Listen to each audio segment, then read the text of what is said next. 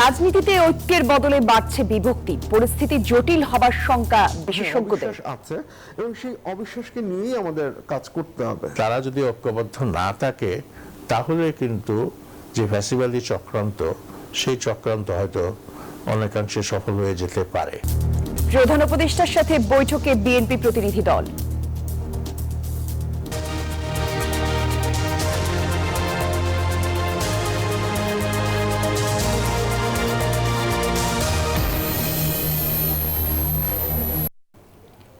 দর্শক দেখছিলেন প্রধান শিরোনাম, এবার জানাবো অন্যান্য শিরোনামগুলো। শিক্ষকদের বাড়ি ভাড়া বাড়িয়ে 15% নির্ধারণ, 2 ধাপে কার্যকর। 6% এই বছর এবং আগামী বছর এটা পুরোটা উন্নীত হয়ে 17%, 15% সেটা হবে। আন্দোলন প্রত্যাহার করে ক্লাসে ফেরার ঘোষণা। আমরা এখানে ঘোষণা দিচ্ছি যে আমরা আগামীকালকে থেকে আমাদের শ্রেণীকক্ষে ফিরে যাব ইনশাআল্লাহ। জুবায়েদ হত্যার দায় স্বীকার বর্ষা মাহিরের, খুনের ছক কষ্টভোজন, মৃত্যুর সময় প্রাণ ভিক্ষা চাইলেও মন গলেনি বর্ষার। তো মাহির কেসে বলছে যে জুবায়েদকে না সরাতে পারলে আমি আসলে তোমার থাকতে পারবো না, এই কথা থেকেই তারা জুবায়েদকে সরাই দেওয়ার পরিকল্পনা করে। ভুল ব্যাখ্যা দিয়ে তত্ত্বাবধায়ক সরকার বাতিল হয়। পায়বীয় একটা সাংবিধানিক ধারণা ভিত্তিতে ওনারা এটাকে বাতিল করে দিয়েছেন। ফের শুনানি কাল, এআই অপব্যবহার রোধে কাজ করছে নির্বাচন কমিশন, জানান সিইসি।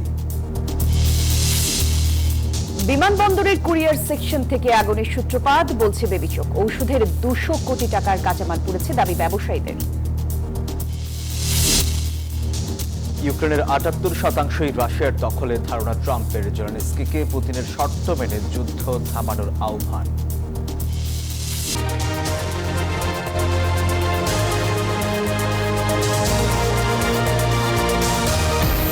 দর্শক আমন্ত্রণ আপনাদের সবাইকে নিউজ 24 সংবাদে, সঙ্গে আমি জান্নাতুল কুলি আছি এবং আমি সোহাগ বক। দেখছিলেন বিআরবি কেবল সংবাদ শিরোনাম। এবারে জানাবো বিস্তারিত।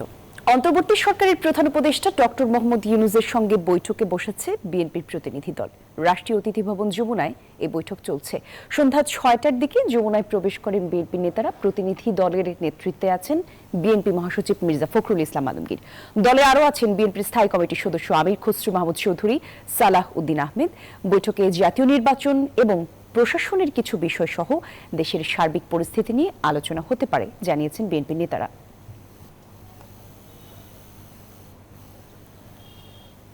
দর্শক, এ বিষয়ে আরো বিস্তারিত তথ্য জানতে প্রধান উপদেষ্টার বাসভবন যমুনা থেকে আমাদের সহকর্মী মারুফা রহমান আমাদের সঙ্গে যোগ দিচ্ছেন। মারুফা, আলোচনার বিষয় সম্পর্কে আরো কোনো বিস্তারিত তথ্য জানতে পারলেন কিনা? সবশেষ কি খবর আপনার কাছে আছে যদি জানাতেন।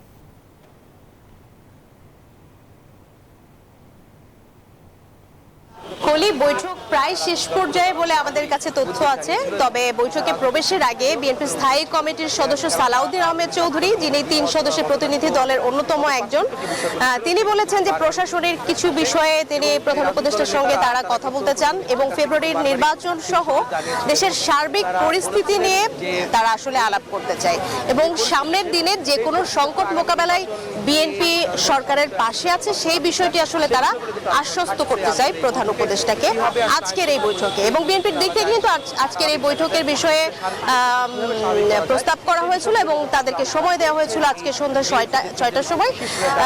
6টা বাজার কিছুক্ষণ আগে প্রতিনিধি দলটি প্রবেশ করে, যেখানে বিএনপির মহাসচিব মির্জা ফখরুল ইসলাম আলমগীর এই প্রতিনিধি দলের নেতৃত্ব দিচ্ছেন, সঙ্গে রয়েছেন আমির খসরু মাহমুদ চৌধুরীও।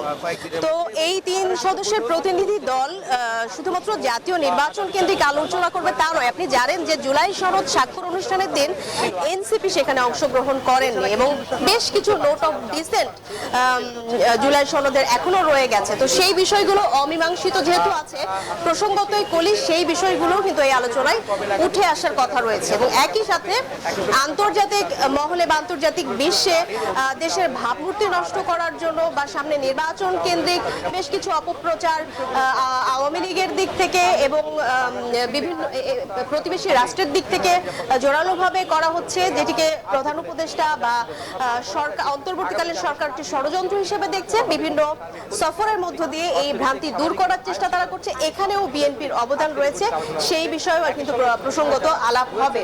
তো সব মিলে নির্বাচন কেন্দ্রিক মূল আলাপ হবে বলে আমরা আশা করছি, এবং জুলাই সনদের অমীমাংসিত যে বিষয়গুলো সেগুলো নিয়ে হয়তো একটি সুরাহা হবে, যেহেতু আগামী 30 অক্টোবর চূড়ান্ত সুপারিশটি আসলে যে নিশ্চয়ই আরো কিছুক্ষণের মধ্যে আপনার মাধ্যমে দর্শকদের আরো বিস্তারিত তথ্য জানাতে পারবো। অনেক ধন্যবাদ মারুফ আপনাকে। আবারও রাজনীতিতে উত্তাপ, ঐক্যের বদলে বাড়ছে বিভক্তি, শত্রু মিত্র হচ্ছে, আবার কখনো পাল্টে যাচ্ছে বহু বছরের জোট সঙ্গীর আচরণ।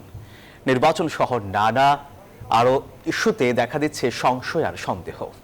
আর বিশেষজ্ঞরা বলছেন জুলাই সনদ বাস্তবায়ন, গণভোট, একই সাথে পিআর এর মতো ইস্যুতে জটিল হতে পারে পরিস্থিতি, যার সুযোগ নিতে পারে কোনো তৃতীয় পক্ষ।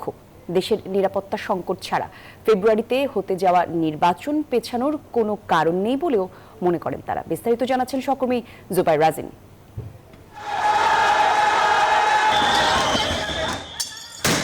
কেউ কি ভেবেছে জুলাই সনদ স্বাক্ষরের দিন এভাবে লাঠিচার্জ, টিয়ার শেল ছুটতে হবে পুলিশকে, কিংবা জুলাই যোদ্ধার কৃত্রিম হাত পড়ে থাকবে রাজপথে? জুলাই সনদে স্বাক্ষর করেনি এনসিপি সহ আরো 4টি দল। উল্টো জুলাই যোদ্ধাদের নিয়ে নানা মন্তব্যে দূরত্ব বাড়ছে বিএনপি এনসিপিতে। এখানে জুলাই যোদ্ধাদের নামে কিছু সংখ্যক উচ্ছৃঙ্খল লোক ঢুকেছে, সেটা ফ্যাসিস্ট বাহিনী বলে আমি মনে করি। তিনি তার এই বক্তব্য অবিলম্বে প্রত্যাহার করবেন এবং সে আহত যোদ্ধা এবং শহীদ পরিবারদের কাছে ক্ষমা চাবেন। নিমিষেই বদলে যাচ্ছে রাজনীতির হিসাব নিকাশ। বিশ্বাসের বিপরীতে প্রকট হচ্ছে অবিশ্বাস, যে কারণে পিআর ইস্যুতে জামায়াতের সমালোচনায় সরব এনসিপি। আরে বাবা, তোমরা নতুন ছাত্রদের দল, জন্ম নিয়েই বাপের সাথে পাল্লা দিও না। শুধু তাই নয়, ভোট আর জোটের জটিল সমীকরণে বদলে যাচ্ছে অনেক কিছুই। শত্রু হচ্ছে মিত্র, রাজনীতির মাঠে বাড়ছে গুজব গুঞ্জন। যেহেতু কমন গোল নাই, সো প্রত্যেকটা দলে একটা আরেকটাকে বিশ্বাস করারও হচ্ছে গিয়ে কোনো কারণ নেই। সো হ্যাঁ, অবিশ্বাস আছে। তারা যদি ঐক্যবদ্ধ না থাকে তাহলে কিন্তু যে ফ্যাসিবাদী চক্রান্ত, সেই চক্রান্ত হয়তো অনেকাংশে সফল হয়ে যেতে পারে। শঙ্কা কেবল রাজনীতি ঘিরে নয়, সাম্প্রতিক পরপর 3টি অগ্নিকাণ্ডে ষড়যন্ত্রের গন্ধ পাচ্ছেন কোনো বিশ্লেষক। যে অগ্নিসংযোগ, সেই সম্পর্কে অনেকেই সন্দেহ করছেন যে এর মধ্যে নাশকতা থাকতে পারে, যদিও সরকারের পক্ষ থেকে এ ব্যাপারে স্পষ্ট কোনো ঘোষণা দেওয়া হয়নি। সংসদ নির্বাচন ঘিরেও জনমনে রয়েছে নানা প্রশ্ন।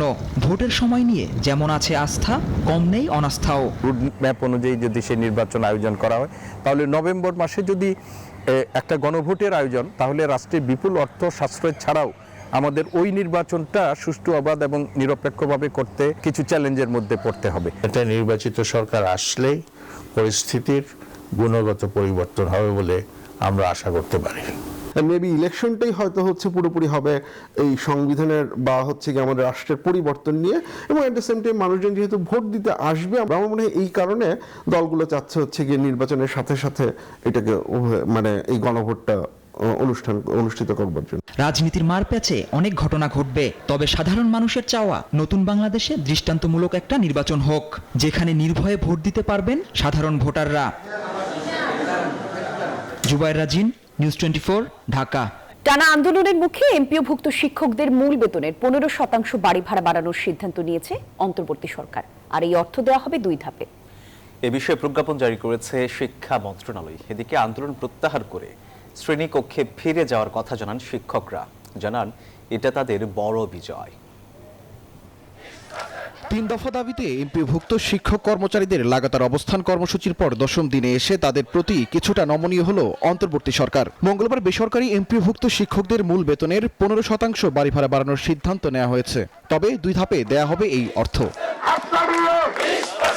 এদিন অর্থ মন্ত্রণালয়ের অর্থ বিভাগ থেকে এ সংক্রান্ত অনুমোদন দিয়ে জানানো হয়, এমপিওভুক্ত শিক্ষক কর্মচারীদের জন্য চলতি বছরের 1 নভেম্বর থেকে 7.5% বাড়ি ভাড়া দেওয়া হবে, যা ন্যূনতম 2000 টাকা। এরপর 2026 সালের জুলাই থেকে বাকি 7.5% অর্থাৎ মোট 15% বাড়ি ভাড়া কার্যকর করা হবে। এর সঙ্গে কিছু শর্ত যোগ করা হয়েছে। 7% এই বছর এবং আগামী বছর এটা পুরোটা উন্নীত হয়ে 17%, 15% সেটা হবে। তারা যেন এই সুযোগ এটা পেতে পারেন এবং তার ভালো শিক্ষা হোক, হ্যাঁ, শিক্ষার মান উন্নয়ন ঘটুক, অবশ্যই আমরা চাই।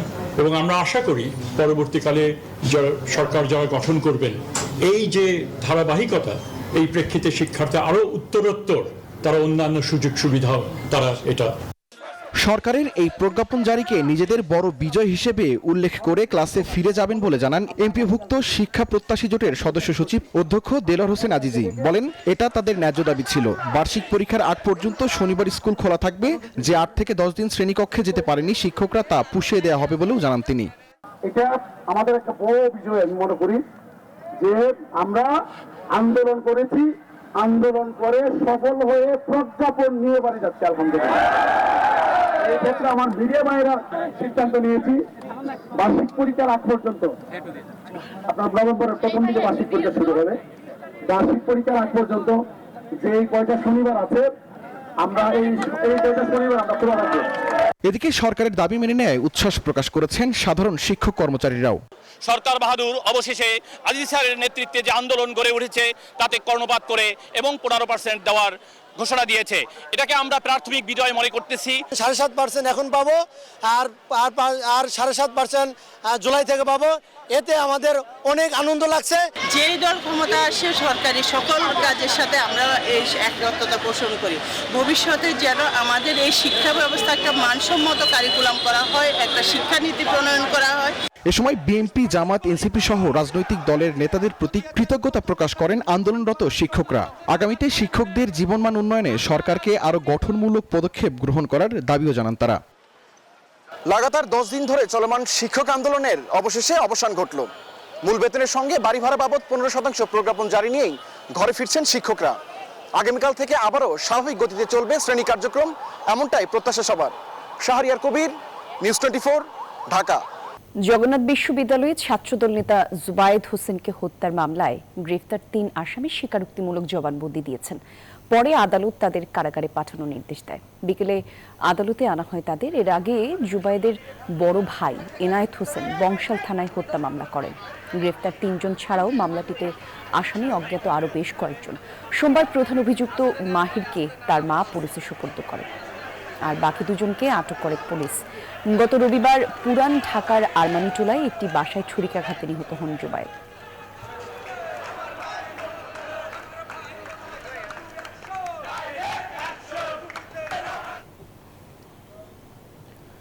তেইশ দিনের পরিকল্পনা, অতঃপর নৃশংস হত্যাকাণ্ড, যার পেছনে রয়েছে পুরনো প্রেম। পুলিশ বলছে জগন্নাথ বিশ্ববিদ্যালয়ের শিক্ষার্থী জুবায়েদ হোসেনকে হত্যার পেছনে ছিলেন প্রেমিকা শাবনাম বর্ষা আর তার আরেক প্রেমিক মাহির রহমান। খুনের ছক কষেন 2 জন মিলেই। হত্যাকাণ্ড পুরোটাই নিজের চোখে দেখেছেন বর্ষা।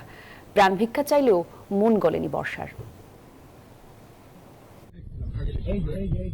রবিবার জগন্নাথ বিশ্ববিদ্যালয়ের শিক্ষার্থী জুবায়েদ হোসেন হত্যার পর দৌড়ে পালায় খুনি মাহির ও আইলান। ওই দিনই জিজ্ঞাসাবাদের জন্য আটক করা হয় জুবায়েদের ছাত্রী বর্ষাকে। তখনও ধোঁয়াশায় হত্যার আসল রহস্য। এমনকি মামলাও হয় ঘটনার 36 ঘন্টা পর। 3 আসামিকে গ্রেপ্তারের পর সামনে আসে ভয়ঙ্কর প্রেমের কাহিনী, যার বলি হন মেধাবী শিক্ষার্থী জুবায়েদ হোসেন। বাসায় পড়াতে গিয়ে জুবায়েদের সঙ্গে প্রেমের সম্পর্ক গড়ে ওঠে বর্ষার, কিন্তু বর্ষা একই সাথে মাহিরের সঙ্গেও সম্পর্ক টিকিয়ে রাখেন। এক পর্যায়ে বর্ষা আর মাহির 23 দিন ধরে জুবায়েদকে হত্যার পরিকল্পনা করেন। জুবায়েদ 1 বছর ধরে মেয়েটাকে পড়াচ্ছে, সে জগন্নাথ বিশ্ববিদ্যালয়ের ছাত্র। মেয়েটা এর প্রতিও দুর্বল হয়ে যায় জুবায়েদের প্রতি। এখন তো এই যে মাইন্ড হচ্ছে টিল্টিং, যখন মাহিরের কাছে যায় তখন মাহিরের, যখন জুবায়েদের কাছে যায় তখন জুবায়েদের। ঠিক আছে, তো মাহিরকে সে বলছে যে জুবায়েদকে না সরাতে পারলে আমি আসলে তোমার থাকতে পারবো না। এই কথা থেকেই তারা জুবায়েদকে সরায় দেওয়ার পরিকল্পনা করে। প্রাথমিক জিজ্ঞাসাবাদে গ্রেপ্তারকৃতরা জানায়, প্রথমে ভয়ভীতি দেখাতে চাইলেও বর্ষার চাপে হত্যার পরিকল্পনা করে মাহির। সে নিজেই গলায় কোপ দেয় জুবায়েদকে। 2 জনের কাছে 2টা চাকু ছিল। পরিকল্পনা ছিল যে আইলান মাহিরের যে বন্ধু, সে পিছন থেকে পোস্ট মারবে, কিন্তু সে পোস্ট মারে নাই। ওই মাহিরেই নিজেই তার চাকুটা বাহির করে ওই সে গলা ডান সাইডে এই জায়গাটায় পোস্ট মারছে। জুবায়েদ হত্যার সময় ঘটনাস্থলেই ছিলেন বর্ষা। প্রাণ ভিক্ষা চাইলেও তার মন গলেনি বলছে পুলিশ। নাইম আলচিকো, নিউজ 24, ঢাকা। সাংবিধানিক ভুল ব্যাখ্যা দিয়ে তত্ত্বাবধায়ক সরকার বাতিল করা হয়েছিল, আর এর ফলে পরবর্তীতে বিতর্কিত একতরফা নির্বাচন হয়ে অবৈধ সরকারের হাতে দেশ পরিচালিত হয়। তত্ত্বাবধায়ক ব্যবস্থা ফেরাতে করা আপিলের প্রথম দিনে শুনানিতে এমনটাই জানিয়েছেন আপিলকারীদের আইনজীবী। আর কাল আবারও শুনানি হবার কথা রয়েছে, বিস্তারিত দেখব রিপোর্টে।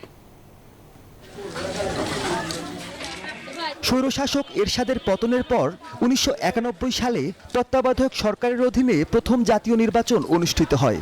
2008 পর্যন্ত তত্ত্বাবধায়ক সরকারের অধীনে মোট 4টি জাতীয় নির্বাচন অনুষ্ঠিত হয়েছে।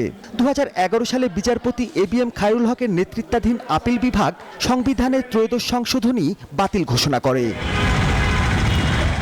তত্ত্বাবধায়ক সরকার ব্যবস্থার বিলোপ সহ বেশ কিছু বিষয়ে আনা পঞ্চদশ সংশোধনী আইন ওই বছরই সংসদে পাশ হয়। তবে 5 আগস্ট শেখ হাসিনা ভারতে পালিয়ে যাবার পর তত্ত্বাবধায়ক ব্যবস্থা ফেরাতে রিভিউ চান সুযোগ সম্পাদক বদিউল আলম মজুমদার সহ দেশের 5 বিশিষ্ট নাগরিক। তাদের মধ্যে রয়েছেন বিএনপির পক্ষে মির্জা ফখরুল, জামায়াতের পক্ষে গোলাম পরোয়ার। অবশেষে সেই মামলার আপিল শুনানি শুরু হয়েছে। শুনানিতে আপিলকারীদের আইনজীবী বলেন, তত্ত্বাবধায়ক নিয়ে এর আগে সংবিধানের পঞ্চদশ সংশোধনীর রায়ে প্রতারণা হয়েছে। দেশে দীর্ঘমেয়াদী ফ্যাসিবাদ কায়েম করতেই সর্বোচ্চ আদালতকে ব্যবহার করে তত্ত্বাবধায়ক সরকার ব্যবস্থা বাতিল করে আওয়ামী লীগ। পরে আওয়ামী লীগ কখনো বিনা ভোটের, কখনো রাতের ভোট, কখনো ডামি নির্বাচনের আয়োজন করে। যেটা কিভাবে আসলো এবং এটা বাতিল করার ফলাফল কি দাঁড়াবে, কোনো কিছুই ওনারা বিবেচনা না করে ওনারা শুধুমাত্র ওনাদের একটা খুবই বায়বীয় একটা সাংবিধানিক ধারণা ভিত্তিতে ওনারা এটাকে বাতিল করে দিয়েছেন। মানবাধিকারও রক্ষিত হয় না, বিচার বিভাগের স্বাধীনতাও রক্ষিত হয় না, এবং আমাদের দেশে বিচার বিভাগও কিন্তু স্বাধীন ছিল না। আপিলের রায়ে যদি তত্ত্বাবধায়ক ফিরেও আসে, তবুও আগামী জাতীয় নির্বাচন অন্তর্বর্তী সরকারের অধীনেই হতে পারে বলে মনে করেন তিনি। এখন এই রায়ের মাধ্যমে যদি তত্ত্বাবধায়ক শীত ফিরে আসে, আমার ধারণা, আমার মতামত, আইনগত মতামত হচ্ছে এটা এই যেই এখন যে নির্বাচন হবে তারপরের নির্বাচনের ক্ষেত্রে কার্যকর হবে। বুধবার প্রধান বিচারপতির নেতৃত্বাধীন পূর্ণাঙ্গ আপিল বিভাগে দ্বিতীয় দিনের শুনানি হবার কথা রয়েছে এই মামলার। মাহমুদুল হাসান, নিউজ 24, ঢাকা। এবারে জেডি সাহেব নির্বাচনের পথে।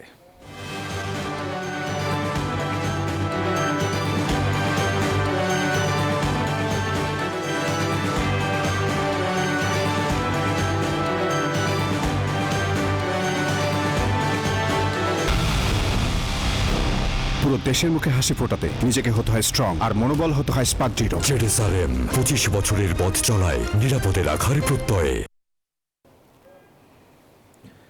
আগামী নির্বাচনে অন্যতম চ্যালেঞ্জ এআই এর অপব্যবহার ঠেকানো, এমনটাই বলেছেন প্রধান নির্বাচন কমিশনার AMM নাসির উদ্দিন।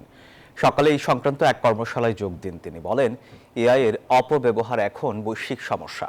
অপতথ্যের বিস্তার রোধে একটি সেল গঠন করা হবে বলেও জানান সিইসি। আমারই দিবেন, আপনাকে দাবি দেওয়া আমিই পূরণ করব। ভিডিওটি কৃত্রিম বুদ্ধিমত্তা বা এআই প্রযুক্তি দিয়ে তৈরি, যা অনলাইনে দেখা যাচ্ছে নির্বাচনকে ঘিরে। নির্বাচন কবে দিলে ভালো হয়? এআই প্রযুক্তি এখন ভুয়া তথ্য ছড়ানো বা প্রতারণার বড় এক মাধ্যম। ডিপফেক, গণহারে কন্টেন্ট তৈরি, লক্ষ্যভিত্তিক প্রচার, ব্যক্তিগত তথ্য চুরি, আরও কত কি। বিশেষ করে ডিপফেকের মাধ্যমে রাজনীতিকদের নকল ভিডিও ও অডিও তৈরি বড় চিন্তার কারণ, যা ভোটারদের মধ্যে বিভ্রান্তি সৃষ্টির শঙ্কা তৈরি করে। সংসদ নির্বাচন ঘিরে এমন আরও চ্যালেঞ্জ আমলে নিয়ে তৎপর নির্বাচন কমিশন মঙ্গলবার সকালে এআই সংক্রান্ত একটি ওয়ার্কশপের আয়োজন করে ইসি। সেখানে যোগ দিয়ে সিইসি বলেন, এবারের নির্বাচনে অন্যতম চ্যালেঞ্জ এআই এর অপব্যবহার। AI we are trying to integrate in the election process to prevent misuse of AI. The kind of fact-checking mechanism, how fast we can check the facts, who will do it, what agencies we will utilize for fact checking. This has to be, we have to come up with concrete suggestions. And the number of people that will be required to be engaged for fact checking, number one. AI এর অপব্যবহার ঠেকাতে নিতে হবে কার্যকর পদক্ষেপ, তাগিদ দেন প্রধান নির্বাচন commissioner. Some abnormal information may come out from far-flung areas in the hills. how to reach that information, misinformation, and how to address those misinformation. So connectivity with the far-flung areas, with the central cell is very crucial.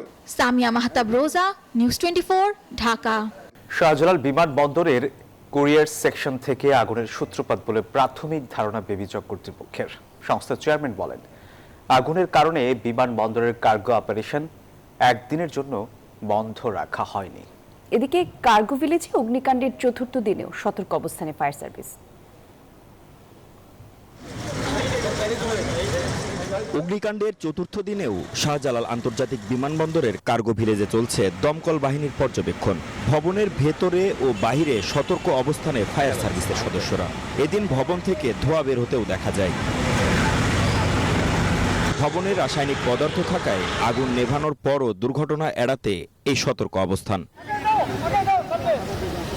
বেলা বাড়ার সাথে সাথে বিভিন্ন আমদানিকারক, C&F agent ও courier কোম্পানির প্রতিনিধিদের সমাগম বাড়তে থাকে। তাদের অপেক্ষা করতে দেখা যায় 9 নম্বর গেটের সামনে। জানান নানান অভিযোগও। সোমবার গেল, কাউকে ঢুকতে দেয়নি।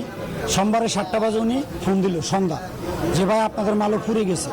এখন আমাদের প্রশ্ন হলো এত তাড়াতাড়ি কিভাবে মাল ভিতরে ঢুকলো আর পুড়ে গেল? ফ্লাইট আসলো 1:04, আগুন লাগছে হচ্ছে 2:15। এখন আমাদের এখানে তো আমরা তো ভাই পথে বসে যাবো। এখন এক পর্যায়ে বিমানবন্দরের 9 নম্বর গেটে পণ্য খালাসের কাজ শুরু হয়। কারণ এই মাল আসছে রাত 3টায়, আজ এখন বাজতেছে 1টা বা 1:15 বাজে। 2 থেকে 8 ডিগ্রি সেলসিয়াসের মাল, এই মাল পড়ে রয়েছে 32-33 ডিগ্রি সেলসিয়াস তাপমাত্রার মধ্যে। তা আপনি ভালো করে বুঝেন যে কি হবে কি হবে না। একটা কনসাইনমেন্টের 2 পিস মাল ছিল, তার ভিতরে 1 পিস আমি পেয়েছি আর 1 পিস পুড়া গেছে। এদিকে বেবিচক ভবনে সংবাদ সম্মেলন করেছে বেসরকারি বিমান চলাচল কর্তৃপক্ষ। জানানো হয় আগুনের সূত্রপাত নিয়ে প্রাথমিক ধারণার কথা। ধারণা করা হচ্ছে যে আগুনের সূত্রপাতটা হয় ইম্পোর্ট কুরিয়ার সেকশন থেকে। এই যে বিমানের কার্যক্রম একটু বাধাগ্রস্ত হয়েছিল, যাত্রী আটকে পড়েছিলেন 21 তারিখ রাত 12টা পর্যন্ত। যদি কোনো এয়ারলাইন্স অতিরিক্ত ফ্লাইট দেয় তাদের জন্য এগুলো মৌকুফ করা হবে। আগুনের ঘটনায় তদন্ত সম্পন্ন হওয়ার পর প্রয়োজনীয় ব্যবস্থা নিলে বিমানবন্দরের ভাবমূর্তির কোনো ক্ষতি হবে না বলেন বেবিচক চেয়ারম্যান। মাহমুদ হাসান, নিউজ 24, ঢাকা।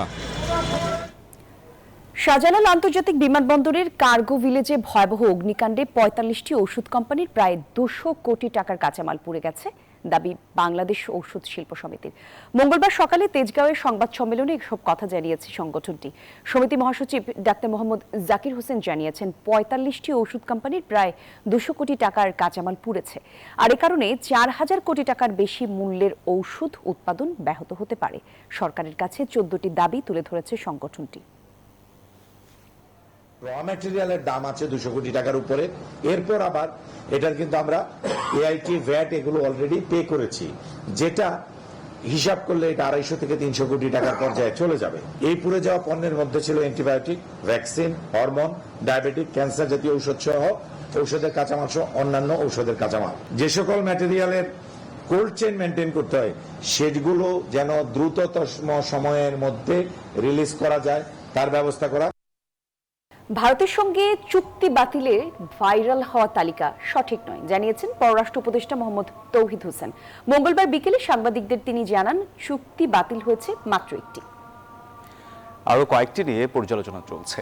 উপদেষ্টা জানান, ত্রিপুরায় 3 বাংলাদেশিকে পিটিয়ে হত্যার ঘটনায় ঢাকার চিঠির উত্তর দেয়নি দিল্লি। আওয়ামী লীগের উপর নিষেধাজ্ঞা প্রত্যাহার সহ আন্তর্জাতিক মানবাধিকার সংগঠনগুলোর সব দাবি মানা সম্ভব নয় বলেও জানান পররাষ্ট্র উপদেষ্টা।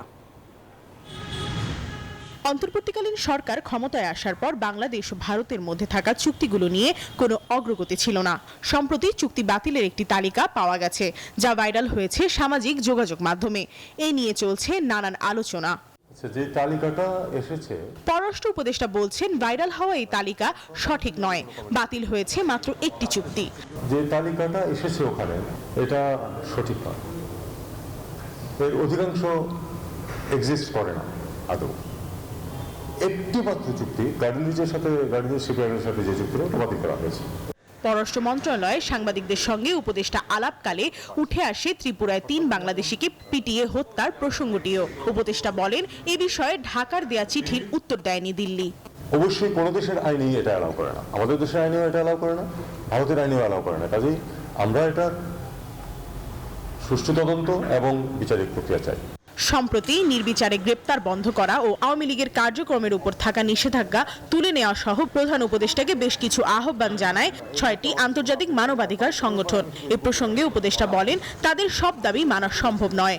হিউম্যান রাইটস সংগঠনগুলো তাদের কাজ করবে, সরকারের পক্ষে তাদের সবকিছু মেনে নেওয়া কখনোই সম্ভব হবে না। অবশ্যই আমরা যখন কোনো মানবাধিকার নিয়ে যখন কোনো কনসার্ন আসে সেটাকে আমরা বিবেচনা নিই এবং সরকারের পক্ষে যেটুকু সম্ভব সেটা করা হয়। পাকিস্তানের অর্থমন্ত্রী বাংলাদেশে আসছেন। এ বিষয়ে উপদেষ্টা বলেন, দেশটির সঙ্গে অর্থনৈতিক সম্পর্ক এগিয়ে নিতে চায় বাংলাদেশ। চাই যে পাকিস্তানের সাথে সহযোগিতা বাড়ুক। Proma Chowdhury, news 24, Dhaka. Madhumati bank PLC অর্থ বাণিজ্য সংবাদ।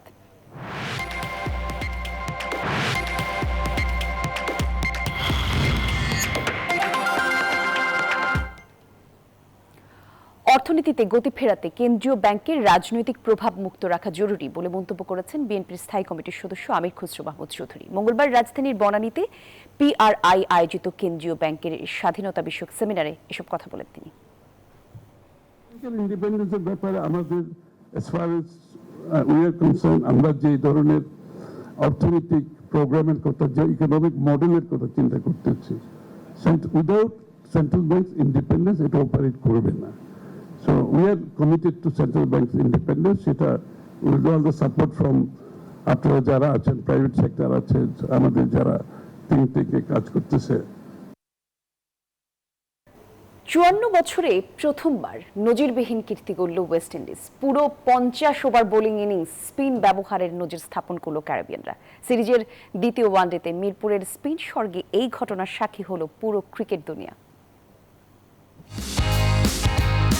1971 সালে শুরু হয় আন্তর্জাতিক ওয়ানডে ক্রিকেট।